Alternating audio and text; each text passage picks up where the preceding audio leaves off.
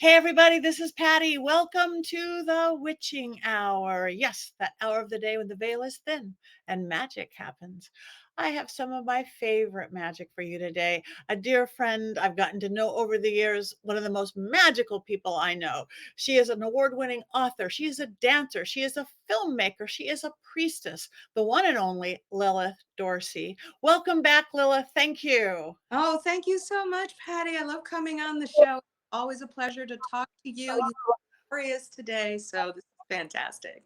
Oh, so yes, welcome, welcome. I know that you, and I'm very excited because I don't have it yet. You do have a new book coming out, right? With all your beautiful stuff.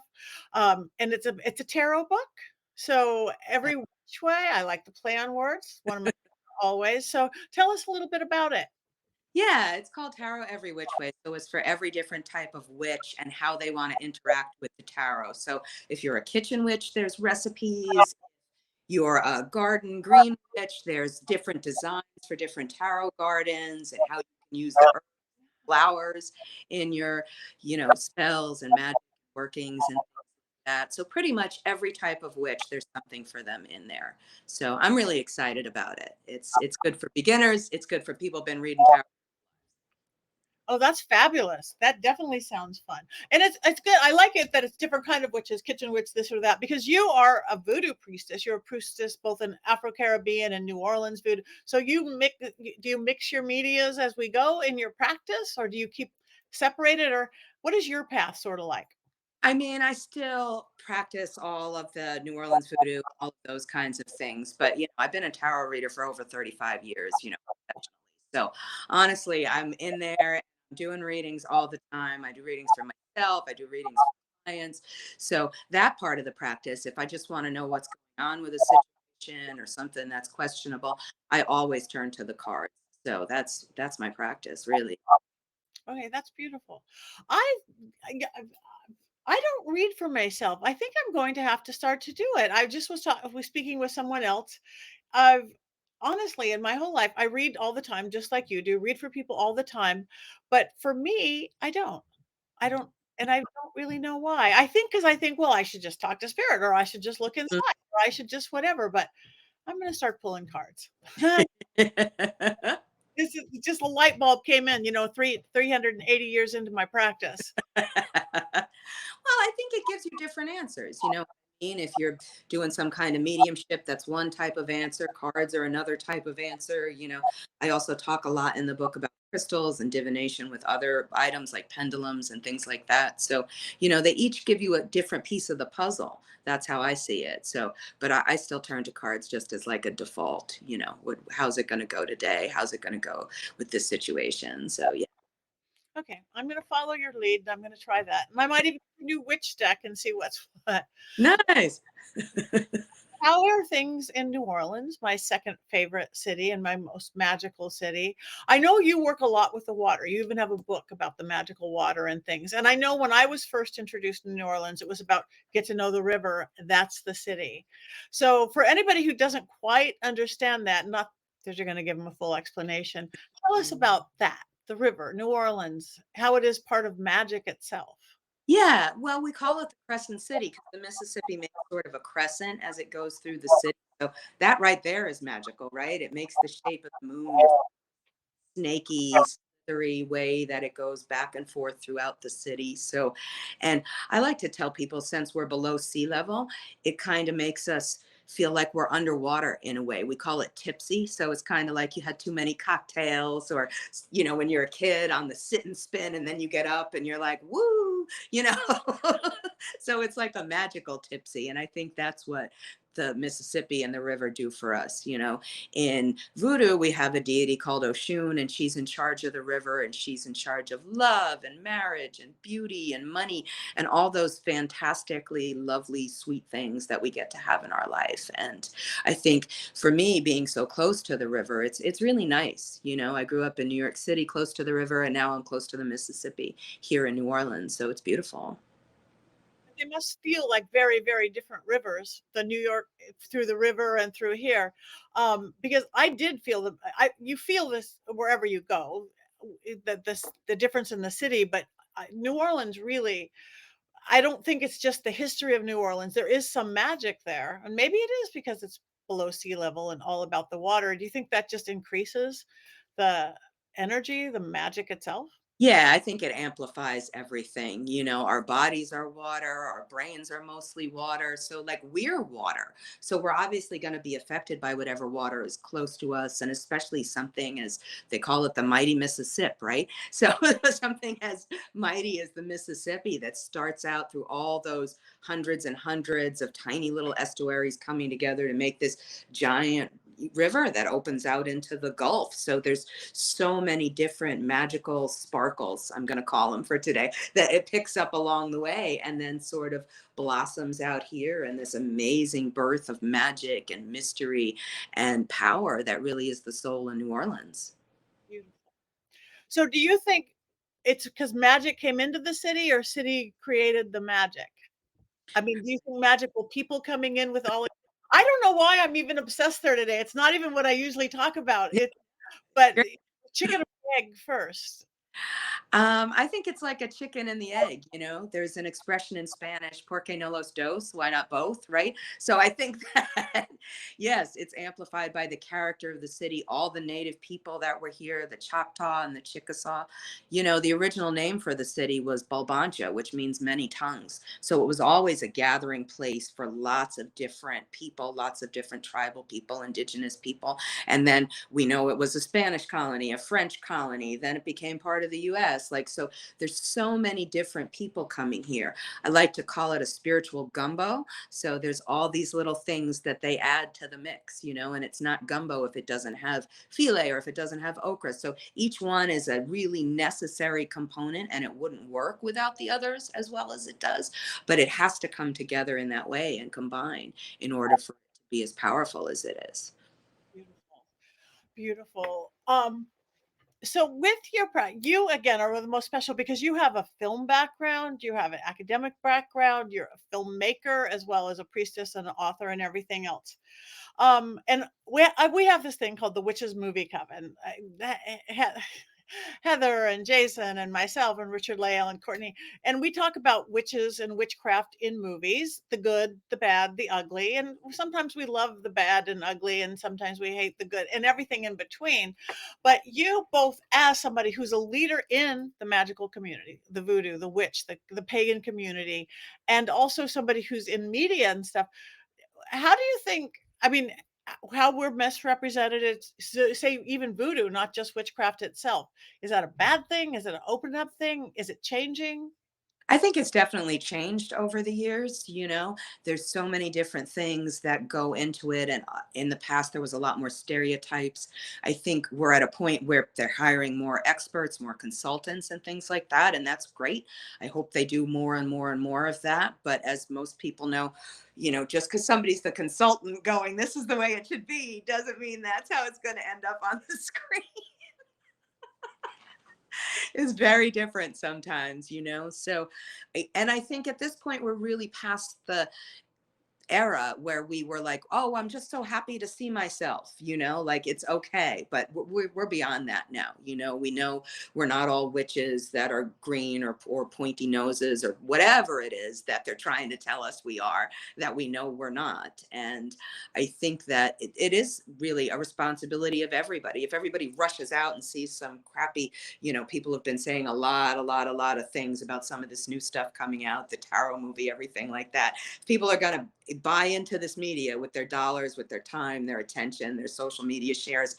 People are going to keep making films like these. And is that really how we want to be represented? I'm not sure. I'm not sure it is most of the time. Most of the time, I'm sad, you know. And again, and there is, as we know, a huge increase in witchcraft and magical practices in the world right now. Fastest growing religion, I do believe. Again, because times are scary, and I think people often will go back to faith of some sort and scary, and a lot of traditional things aren't keeping up. So I have a lot of people who watch or listen to the show who are kind of new on a path or just discovering a path. If somebody was kind of new to this, do you have any advice of like how to even get started or figure out what your path is? I think, you know, start with what you like. That's why I put the tarot every which way. You know, if you like cooking, try and find some magical recipes that you can use for you and your family and your loved ones. If you like the garden, find magical plants. If you're a musician, find out some spiritual music that moves you. Create some spiritual music, write some spiritual music. Whatever it is that you're into, you can use that to access your practice. And from there, just expand. I believe that there's a lot you can do as a solitary when you're just starting out, but there's also a lot to be said for joining with other witches. You have the Witches Movie Coven. I think that a lot of people really get good ideas from their friends that are also witchy people that they wouldn't have thought about, or solutions, or trading readings, or however you want to interact with them. It's up to you. Yeah. Yeah, I agree wholeheartedly. And it is nice to have community because I live on the West Coast. You live in New Orleans. So we're Mhm. open and pretty but I tour so much through parts of the Midwest and Bible Belt where people don't have anybody to talk to and they're trying to discover their own path. So I think that's one place that online comes in, even if it's the love hate of a witch talk or because of Instagram, like, what did they just say? It's a thought pattern, but, the openness of it, I do think has increased, but Yeah, I think it's just good again to see other people that are like you, other real people that are like you. You don't necessarily have to believe everything they say 100%, but it's good to hear what other people are doing and share what you're doing if you can. I think that's beautiful. I was blessed to have, when I was in high school, I had a witchy friend and we would get together and do our little witchy spells and all these things every week. And it was really nice, because we were the only people at that time. It was the mid 80s. We were the only people that were sort of openly witchy. Even in New York City, there weren't any witches our age, so it was nice to have somebody like that. so you also are a dancer. I was a dancer. How does dance fit into either your world, your practice, your spirituality, just your enjoyment of life? I've seen you dance. You're good. Thank you. I didn't know you were a dancer. Oh, we got to dance some more Yeah, soon. we do. For me, it's kind of everything. You know what I mean? It's so healing. It's so transformative. When I was growing up, I had a lot of trauma. It's not a happy story, so I won't go into all of it, but there was a lot of really bad things happening when I was growing up. And I think understanding my body in a different way and having my body be a place and a source of joy and movement, not just for me, but when I'm performing for other people to get pleasure out of it. It was a really nice way, I think, to sort of rediscover myself and rediscover who I was. And I still continue to do that today. For a long time, I was a dancer and choreographer for Dr. John, the jazz musician. And Mac was like a dad to me. I loved him so much. And it was beautiful. The first time I was on stage in front of a huge audience was at Bonnaroo. And, I'd been in front, I was on Broadway when I was a kid and stuff, so I was like, okay, it's fine, but knowing you're going on in front of 20,000 people is a whole nother ball game, right? Yeah, I have never danced in front of 20,000 people. It's a lot of people. And he told me two things. The first one was, because I was worried about my costume, as you do, right? So he goes, the first thing is, it's all good as long as your clothes come off. And I was like, what? Because I guess apparently one of the earlier dancers, they used to get shut down by Vice, and it was very salacious in the 70s and everything. So I had to ask the manager. I was like, I've had two kids. I don't know everybody trying to see all of that, and he's like, no, no, keep your clothes on. I was like, okay, good. And these days, they call that a wardrobe malfunction, I Yeah, think. I've certainly had lots of wardrobe malfunctions on stage, Uh, unfortunately. yeah, my type of dance was very, very different. I was a tap dancer. Actually, my claim to fame, my oh my God, I am in heaven, is I got to dance with Gregory Hines. Wow, Idol, amazing. he was my hero. I was a tapper. It's like it was a film with way back, a Chevy Chase film, and he wasn't dancing in it, but they'd hired another choreographer. He's like, I'm Gregory Hines. I'm choreographing. So there's all these old MGM pictures of me like Oh, wow. all around him. And again, that was my biggest moment. It was a big production, big cranes coming in and the cameras, no audience, the film crew. But we had rehearsed and rehearsed. And as you know, as a dancer, when you're learning things and you're learning the choreography, you mark it. You mark Yeah, it. You mark it. I'm not gonna give my all on the 900 Yeah. rehearsal. So when we finally filmed it, the director was William Friedkin, actually, and Wow. so we finally shot, and I did it. We're filming. He goes, "Oh, you can dance." It's like, "Yeah, That's amazing. yeah, but, yeah, I'm sorry. I didn't know." He didn't get it, but yeah, but I do love live audiences, so I've never had a crowd like that. But it is something. Talk about spirituality, and to find music through music, spirituality, dance. To me, that's the most truest form. Oh, Yeah. Yeah. I mean, and I think that was certainly a magical performance for me. You know, Max had said that's his real name, Max. He had said he wanted to hex the president. So we're up there with the Bible reading Psalms, and I'm there, you know, whatever, doing all the whoopee whoopee. It was great. Whoopee. Friend. Yeah, it is. Whoopee. Whoopee whoopee. Ah. All the clubs are going to be doing it, I'm sure. Yeah. So again, since you are just been a leader in our community for so long, such a beautiful, powerful voice for empowerment, for women, for magical people, whatever their path. Going back to some of my newbies, if somebody again is getting started, yes, follow your path. You like music, go into music. But ritualistically, is there something that you would suggest someone, or I think just the best advice that I ever got, what I was told, you know, many years ago by somebody who was a priestess and a Wiccan elder. And she had said to me, change it up. That was her best advice. So if you're somebody who gets up and you have such a schedule, you wake up at 8 and then you have your coffee and then you take the dog out and everything is a schedule, your magical homework is trying not to have a schedule. Get up and maybe, you know, don't take the dog out immediately, have the coffee first, or vice versa, or like just mix it up.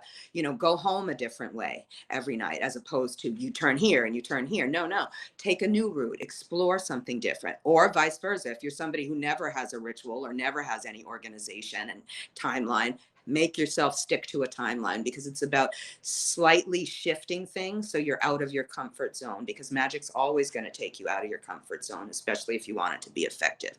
So knowing how to, okay, I'm going to be comfortable even though I'm not driving the same way. I'm going to be comfortable even though I'm not having my day structured in the exact same way it was before, and get used to that and get, you know, comfortable with it, and then you can go back to however you want. But that will help you in your magic because you're doing something different. And if you're a newbie, you haven't done any of these things before, you haven't cast a circle or done a candle spell or any of that, so there is going to be a lot of unknowns. So getting comfortable in those unknown spaces is going to help you as a witch. that's brilliant, actually, because it takes you out of automatic pilot in Mhm. anything. That's going back to the mundane, automatic pilot, bio, Yeah. all those things that we fall into in life, and that everything our magical or spiritual practice isn't supposed to be or isn't. It's, so thank you. I like that. So you guys do it different. That's it. Do Whatever it. you do it different. So anything else going on new? You have your new tarot book coming out. Now, is it a deck itself? Is it a book with a deck or just a book about tarot? No, it's just a book about tarot, but each of the cards, each of the major arcana cards, have two different cards as illustrations. So there's a traditional deck, either the Rider-Waite Smith or something from I have the Millennial Thoth Tarot. So it's images, if you're used to those, which are, I think, the two most popular tarot decks out there, the Thoth and the Rider-Waite Smith. So you have a normal image that most witches, practitioners are used to looking at, and then one from a more modern deck. The covers from our dear friend with the vampire tarot of the vampires. So I'm so happy about that. Like the Three of Cups from that deck, from Charles Harrington's deck, is the cover, Love which it. is so funny because a friend of mine said to me, we were going back and forth with the publisher on what the card was going to be on the cover. And a friend of mine who's a Ifa priest, he's like, it's the Three of Cups. And I was like, and then they sent me the Three of Cups mock up. And I was like, it's perfect. You know, it's like three women, vampires, Dracula's brides, floating. They're all different multicultural kind of things. I was like, that's what I want for my cover. And that's what it was. So I was so happy. Oh, Yeah, yeah. that's beautiful. Ooh, I can't wait to get that one. That is Yeah, good. yeah. I was so happy about that. It finally played out. You know, there's so decks out there, you know, but I did choose each of the cards, each of the decks that are going to be in there. So, and again, they're very multicultural. You know, there's a Santa Muerte deck in there. There's a deck that relates to Afro-Caribbean religions. So there's definitely not just your normal kind of cards that everybody's seen 100 times. That's there, but then a new thing to expand your mind is there too. Oh, that's good. Get different, like you said. Yeah, yeah, yeah. So how do you, again, busy life, busy world, the world's crazy. We know the world's still crazy, coming out of crazier all the time sometimes. How do you keep your focus? How do you have a technique for keeping grounded? I mean, I've been all over the place lately, and it really is a conscious effort. How do you keep? I mean, I'd love to say I go into the garden or I play with my dog, which I do, but probably more often it's probably like I eat donuts and maybe smoke some weed. I can't help it. That's my downtime. Sorry. Yeah, that is all good. Believe me, I do all of the above. Yeah. I'm in the garden with the dogs, but nice. Um, but yeah, I see, because you see people regularly, I see people regularly, and everything seems, again, less grounded, more amped up, more uncertainty, because in the world seems like more uncertainty. Again, more people discovering or needing a path of some sort for guidance. Um, so I guess that's why people like you and your new deck and me and whatever it is that we do are needed. But I don't know. We need more. I don't know what that means. No, I understand. Understand. No, I mean, a lot of my practice is dealing with the ancestors, and a lot of the things, as extreme as they seem, is also things they were dealing with. You know, I talk about how my grandmother had this story. She used to have to cook dinner for her family when she was 4 years old, and they were sick. You know, and when we started the pandemic, I did the math, and I was like, wait a minute, that was the 1918 pandemic when she was 4 years old, and she had to make a chicken dinner for her parents. You know, because they were so sick. So I feel like there's things that we're going through that seem really rough and really difficult, and they've gone through a lot of those things too. So I try and just sort of tune into what their advice would have been, even though they're no longer here with me on the physical plane, and see if that'll help, you know? But you have good ancestor work, right? You really do work with ancestors and that line. But yeah, I do think life has always been tough and weird, but it hasn't always been tough and weird in the age of TikTok, Yeah. Instagram, 24/7 bombardment of everything. So I think that is the big difference. A big difference. Yes. Yes, it's hard. It's hard, especially when so much of what a lot of us do is connected to that. You know what I mean? I'd love to say I ground by turning off my phone for 2 days, but I can't turn off my phone for 2 days. Like, Hours, I've had to put it off somewhere, I can't handle it. But I will turn off the news. hmm yeah.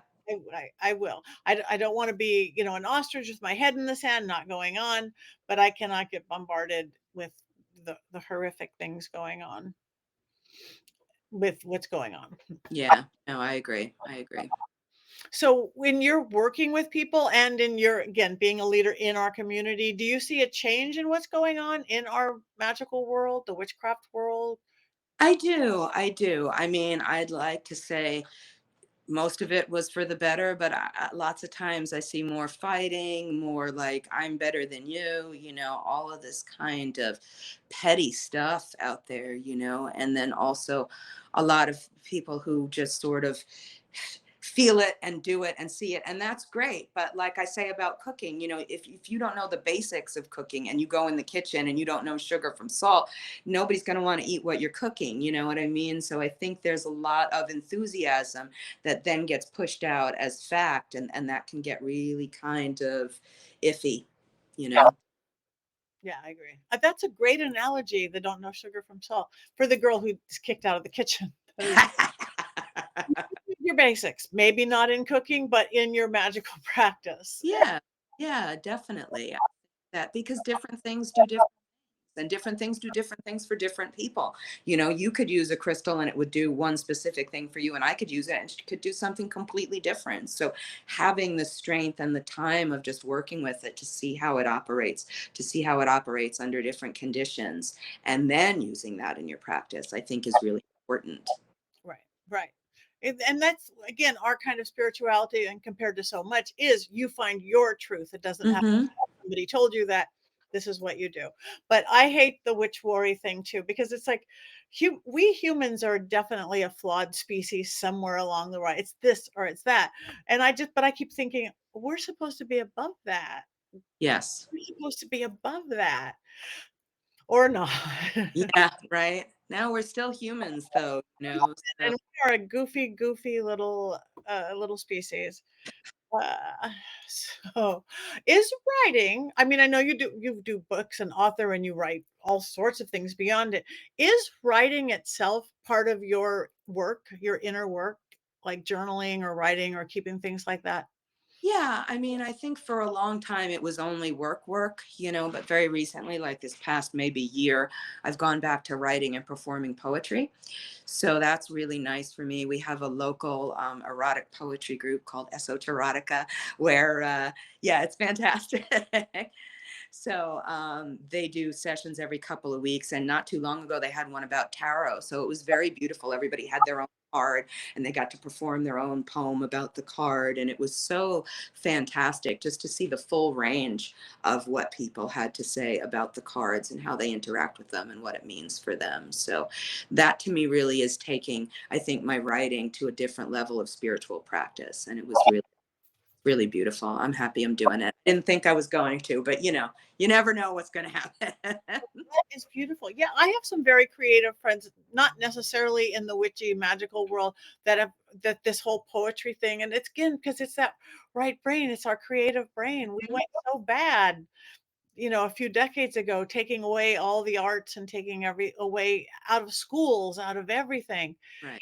It shut down creativity, therefore spirituality, therefore everything. So, all right, I'm going to write poetry. I'm going to read my own tarot cards.